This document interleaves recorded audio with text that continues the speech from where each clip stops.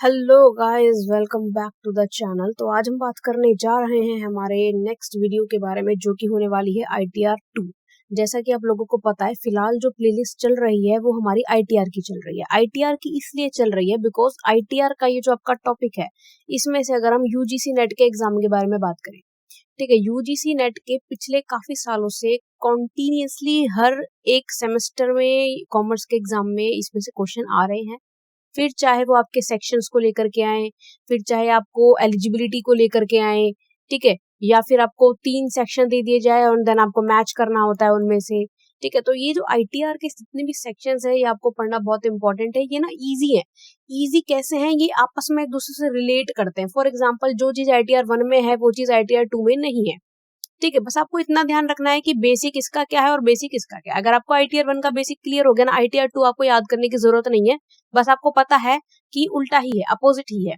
और अगर आपको ITR 2 के बेसिक क्लियर हो गए तो आपको 1 याद करने की जरूरत नहीं है। सेम गज विद अदर सेक्शंस, बट उसके लिए आपको वीडियो को एंड तक देखना होगा और अच्छे से चीजों को समझना होगा। So let's start. तो देखो, ITR 2 होता क्या है, ITR 2 में क्या है, बेसिक फंडामेंटल्स पहले हम क्लियर कर लेते हैं। तो ये जो होता है, इसका ना प्री फाइलिंग फॉर्म होता है और ITR की फाइलिंग फॉर्म होता है। ये सर्विस अवेलेबल होती है रजिस्टर यूजर को ई फाइलिंग पोर्टल पे। अपना ई फाइलिंग पोर्टल होता है जिसपे की जाकर के हम ITR फाइल कर सकते हैं इलेक्ट्रॉनिकली। ई बोले तो इलेक्ट्रॉनिकली, ठीक है। किसके लिए होता है? सिर्फ और सिर्फ रजिस्टर्ड यूजर के लिए। अगर आप रजिस्टर्ड यूजर नहीं है तो आपको फर्स्ट टाइम रजिस्टर करना पड़ेगा। रजिस्टर करने के लिए सबसे पहले तो आपकी जो एलिजिबिलिटी है बेसिक, दैट इज आप इंडिविजुअल टैक्स पेयर होने चाहिए, ठीक है। अगर आप इंडिविजुअल टैक्स पेयर हो या और हिंदू अनडिवाइडेड फैमिली हो तो ही आप ITR 2 भर सकते हो ई फाइलिंग पोर्टल के लिए। अब यहाँ पे ये बात क्यों बोली गई है? क्योंकि इन केस आप कोई कंपनी हो, इन केस आप कोई कंपनी हो, या फिर आप कोई एसोसिएशन ऑफ पीपल हो, या फिर कोई कॉर्पोरेट सोसाइटी हो, नॉन रेजिडेंट हो, रेजिडेंट हो, यहाँ पे बहुत सारी चीजें होती हैं। इसलिए आपको बोला है कि अगर आप इंडिविजुअल टैक्स पेयर हो तो ही आप ITR 2 फाइल कर सकते हैं, और अगर आप हिंदू अनडिवाइडेड फैमिली के मेंबर हो तो भी आप ITR 2 फाइल कर सकते हैं, ठीक है। फिर रजिस्टर्ड यूजर है तो आपको ई फाइलिंग पोर्टल के लिए एक वैलिड यूजर ID चाहिए होती है और आपका पासवर्ड चाहिए होता है, जो कि लॉगिन क्रेडेंशियल होते हैं एक नॉर्मल किसी भी साइट पे लॉगिन करने के लिए। यहाँ पर जो मोस्ट इंपॉर्टेंट चीज होती है ना, विद एवरी सेक्शन, मैं यहाँ पे डाल देती हूँ विद एवरी ITR सेक्शन, ठीक है। With every ITR section you have to make sure कि आपका जो पैन और आधार है वो आपस में लिंक होना चाहिए। गवर्नमेंट बोलती है ना कि पैन आधार लिंक कराओ, लिंक कराओ। बहुत सारे लोगों ने करवा लिया, बहुत सारे लोग अभी भी नहीं करवाते हैं, जो कि अलर्ट नहीं रहते हैं। लेकिन अगर while filing your return file करते वक्त आपको एक टिकर मैसेज मिलता है कि आपका जो पैन है वो इनऑपरेटिव है। इनऑपरेटिव का मतलब है आपका जो पैन है वो आधार से लिंक नहीं है, तो उसको इनऑपरेटिव मान लिया जाता है। इनऑपरेटिव का मतलब वो एक तरीके से चालू नहीं है, या फिर आप उसको यूज नहीं कर सकते। होता क्या है कि बहुत टाइम तक अगर आप अपना कोई बैंक अकाउंट है उसको आप यूज नहीं कर रहे हो, तो बैंक अकाउंट बोलते हैं ना कि ये तो आपका खाता बंद हो गया, आपको चालू करवाना पड़ेगा। तो वो क्या हो जाता है, जब हम बहुत समय से यूज नहीं करते ना, इनऑपरेटिव हो जाता है। तो सेम इसी तरीके से अगर आपका पैन और आधार लिंक नहीं है ना, तो वो इनऑपरेटिव का आपको टिकर मैसेज देता है, जिसके लिए आपको उसे लिंक कराना पड़ेगा। साथ ही साथ सम ऑफ द SSEs में भी उससे होता क्या, कुछ जो एक्सेस है ना वो लिमिटेड हो जाते हैं। आप कुछ चीजों को ना यूज नहीं कर पाते, कुछ फीचर्स को, फंक्शन को यूज नहीं कर पाते हैं। और you can link make your pan operative, और आपको पैन ऑपरेटिव कराने के लिए, लिंक कराने के लिए क्या करना पड़ता है, 234H सेक्शन के अंडर पेमेंट करनी पड़ती है, ठीक है। और आपको प्री वैलिडेट करना होता है ITR भरने से पहले कि आपका एटलीस्ट एक बैंक अकाउंट नॉमिनेट के साथ होना चाहिए, वेरीफाइड, ताकि अगर कोई रिफंड मिलना है तो आपको रिफंड मिल जाए, ठीक है। फिर आपका वैलिड मोबाइल नंबर आपको देना है वहां पर, जो कि आपके आधार के साथ ई फाइलिंग पोर्टल पे रजिस्टर हो, और आपके बैंक के साथ भी वही नंबर रजिस्टर्ड हो। अब देखो, ऐसा नहीं होना चाहिए कि मैंने एक नंबर दे दिया, वो मेरे आधार के साथ तो लिंक है लेकिन मेरे बैंक में वो नंबर नहीं लिंक है, बैंक में दूसरा नंबर लिंक है, ऐसा नहीं होना चाहिए। We have to use the same number, ठीक है। We have to use the same number with Aadhaar, e filing portal and bank verification. Only then we can file our e filing portal के through अपना ITR 2 कर सकते हैं, ठीक है, without any problem. अब हमको देखते हैं इसका मुद्दे वाली जो चीज आती है ना, जो most important part, star point जो आता है हमारा, कि who is eligible for ITR 2। ITR 2 कौन कौन फाइल कर सकता है? तो सबसे पहला पॉइंट हमारा आता है कि people with income over 50 lakh rupees. देखो, ITR 1 जिसको याद हो, जिसने पिछली वीडियो नहीं देखी है, डिस्क्रिप्शन में लिंक भी डाल दिया, वो देख सकता है। ITR 1 जिसमें 50 लाख से कम वाले भरते इंडिविजुअल और HUF ही हैं, लेकिन 50 लाख से कम इनकम वहां पे काउंट होती है। यहाँ पर क्या होती है, 50 लाख से ज्यादा इनकम वाले यहाँ पर आते हैं, ITR 2 में आते हैं, ठीक है। कैपिटल गेन, वहां पे क्या था कि सिर्फ चलो हम ITR 1 के बारे में बात नहीं करते, नहीं तो आप लोग कंफ्यूज हो जाओगे, ठीक है। कैपिटल गेन इसमें क्या होता है, आपको कोई भी प्रॉफिट हो रहा है, आपको कोई भी लॉस हो रहा है, या फिर स्टॉक को बेचने से, म्यूचुअल फंड से, रियल एस्टेट से, गोल्ड से, या किसी भी तरीके की कैपिटल एसेट से, फिर चाहे वो शॉर्ट टर्म हो या फिर वो लॉन्ग टर्म हो, आप उसकी इनकम को यहाँ पर मेंशन कर सकते हैं। ठीक है, ITR 1 में ऐसा नहीं था, वहां पे लिमिटेड था। ओके, फिर वो कहता है कि हाउस प्रॉपर्टी, यहाँ पर आपको कोई इनकम हो रहा है, कोई लॉस हो रहा है, एक से ज्यादा घर, more than one house property, एक से ज्यादा घर से अगर आपको कोई पैसा आ रहा है तो आप उसके लिए ITR 2 फाइल करोगे। फिर आपको कोई फॉरेन इनकम आ रही है, किसी फॉरेन एसेट के थ्रू इनकम आ रही है, ठीक है, फिर चाहे वो फॉरेन बैंक अकाउंट में आपका बैंक अकाउंट है, मतलब फॉरेन बैंक में आपका बैंक अकाउंट है, आपके पास फॉरेन स्टॉक है जैसे कि US इक्विटीज हैं, इंडिया के बाहर की प्रॉपर्टी से कोई इनकम आ रही है तो उसके लिए आप ITR 2 लगाएंगे। ओके, फिर वो कहता है कि अगर आप कंपनी के डायरेक्टर हैं या फिर आपके पास अनलिस्टेड इक्विटी शेयर्स हैं तो भी आप क्या करेंगे, ITR 2 फाइल करेंगे। Being a director in a company और holding unlisted equity shares at any point during the financial year, कभी भी आपके पास अनलिस्टेड इक्विटी शेयर थे तो आप ITR 2 ही फाइल करेंगे। नेक्स्ट आता है कि वर्चुअल डिजिटल एसेट अगर आपके पास है, उनसे आपको कोई गेन हो रहा है, आपने कोई ट्रांजेक्शन करी है। अब वर्चुअल डिजिटल एसेट में क्या होता है, क्रिप्टो करेंसीज होती है, ठीक है, या फिर NFTs होते हैं। NFTs क्या होते हैं, एक तरीके से ये फंजिबल टिकट्स इनको बोलते हैं, ठीक है। फंजिबल टिकट्स फॉर एग्जांपल एक ना फेमस टिकट्स थी कि मतलब 600 तरीके के हमने कार्टून स्टिकर, ये एक तरीके से आपको बताते हैं कि आपके पास आप इसके मालिक हो।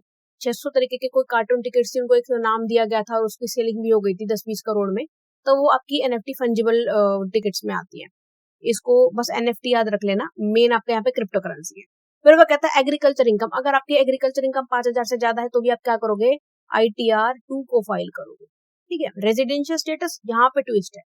ITR 1 में था सिर्फ और सिर्फ ऑर्डिनरी रेजिडेंट फाइल करेगा, यहाँ पर ट्विस्ट ये है कि यहाँ पे नॉन रेजिडेंट है कोई या फिर कोई नॉट ऑर्डिनरी रेजिडेंट है, वो भी यहाँ पर ITR 2 फाइल करेगा। क्यों फाइल करेगा, क्योंकि अगर उसने इंडिया में कोई इनकम अर्न करी है तो टैक्स लायबिलिटी उसकी इनकम इंडिया में क्रिएट होती है ना।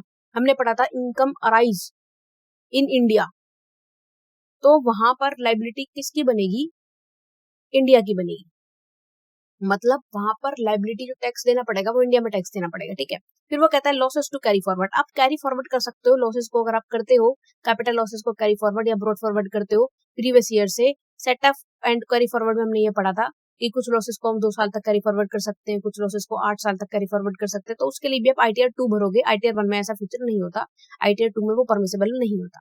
फिर वो कहता है इनकम फ्रॉम अदर सोर्सेज, अगर आपका सेविंग या फिक्स डिपॉजिट से इंटरेस्ट आ रहा है, डिविडेंड की कोई इनकम आ रही है, लॉटरी से जीत रहे हैं आप पैसा, हॉर्स रेस विनिंग से पैसा जीत रहे हैं, तो भी आप ITR 2 फाइल करेंगे।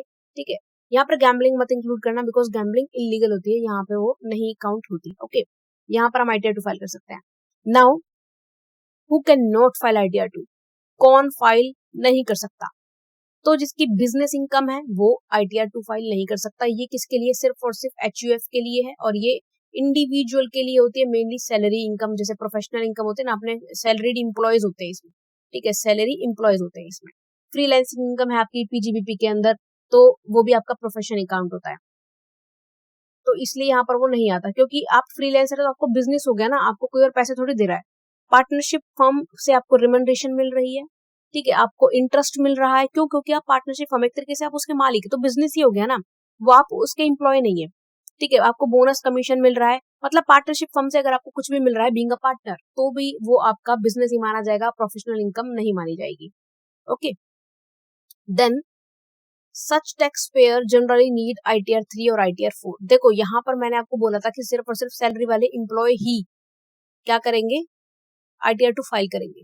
कोई प्रोफेशनल इनकम वाले जैसे एडवोकेट हो गए, डॉक्टर हो गए, फ्रीलांसर हो गए, ये लोग यहाँ पर नहीं भरेंगे, ना ही आपको बिजनेस इनकम यहाँ पर काउंट होगी। यहाँ पर सिर्फ काउंट होगा ITR 3 और सॉरी, यहाँ पर सिर्फ काउंट होगा क्या, इंडिविजुअल और HUF। उन लोगों के लिए बोले तो बिजनेस इनकम के लिए, प्रोफेशनल इनकम के लिए ITR 3 और ITR 4 होगी, जो कि नेक्स्ट वीडियो में आने भी वाली है। फिर कहते हैं कि pre glance to be file. देखो ITR जब हम फाइल करते हैं ना, हमें बहुत सारी स्टेटमेंट फिल करनी होती है, बहुत सारी जनरल इन्फॉर्मेशन हमें प्रोवाइड करनी होती है। ठीक है, तो उसको बोलते हैं pre glance to be filled, कि ITR 2 फाइल करने से पहले क्या क्या डिटेल हमें देनी होती है। इसको थोड़ा अच्छे से और क्विक समझेंगे, क्योंकि UGC नेट में इतना ज्यादा डीप क्वेश्चन अभी तक आया नहीं है, बट स्टिल ऐसा नहीं होना चाहिए कि यार ये तो हमने कभी पढ़ा ही नहीं, ये तो हमें आता ही नहीं है, तो आपको थोड़ा थोड़ा आइडिया सब चीजों का होना चाहिए।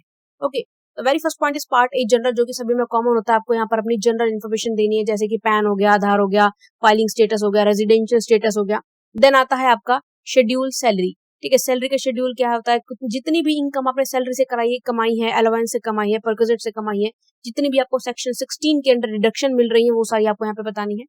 Schedule house property, house property से आप कितना पैसा कमा रहे हो, एक प्रॉपर्टी है, सेल्फ ऑक्यूपाइड है या फिर किराए पे दे रखी है या फिर सब लेटिंग है, इनकम है, लॉस है, ये सब बताना है। फिर आता है schedule capital gain. Capital gain में आपका सेक्शन 112 के अंदर कोई आती है या फिर सेक्शन 115 AD1 के अंदर आती है। ठीक है, शॉर्ट टर्म कैपिटल गेन है, म्यूचुअल फंड का है, रियल एस्टेट का है, गोल्ड का है, बिल्डिंग का है, ये सब आपको बताना होगा। फिर क्या आता है section schedule other sources. Other sources से आपने कुछ पैसा कमाया, कि बैंक के इंटरेस्ट से कमाया है, डिविडेंड से कमाया है, फैमिली का पेंशन है या लॉटरी विनिंग है। लॉटरी है तो हाउस रेस की है, किस चीज की है, वो आपको यहाँ पे बताना पड़ेगा। शेड्यूल CYLA का मतलब है current year loss adjustment. Okay, current year loss adjustment, this is current year loss adjustment. ठीक है, करंट ईयर का लॉस अगर आप ये क्या होता है कि जैसे कि हम लॉसेस को कैरी फॉरवर्ड करते हैं ना, तो ऑफसेट हो जाता है एक हेड से आपस में ऑफसेट हो जाता है, मतलब एक तरीके से बैलेंस हो जाता है। तो करंट ईयर लॉस को अगर आप एडजस्ट कर रहे हो तो उसको आपको बताना पड़ेगा कि मैंने यहाँ पर एडजस्ट किया है। फिर BF का मतलब होता है ब्रॉट फॉरवर्ड लॉस एडजस्टमेंट। अगर आप एक लॉस को, अनअब्जॉर्ब लॉस को अगले साल तक के लिए लेकर जा रहे हो तो वो वहां पर आपको मेंशन करना पड़ेगा। देन आता है schedule CFL carry forward loss, जो कि आपका बचा हुआ लॉस है, जो कि नहीं हो पाया है, फ्यूचर में आप उसको आगे लेके जाओगे, दैट इज आपका कैरी फॉरवर्ड लॉस होता है। फिर आता है शेड्यूल 6 ऑफ ए। 6 ऑफ ए कहता है ये डिडक्शन होती है 80C से लेकर के 80D तक, हेल्थ इंश्योरेंस से रिलेटेड या PF से रिलेटेड जो भी डिडक्शन लिया है उसका आपको डिटेल यहाँ पे देना पड़ता है।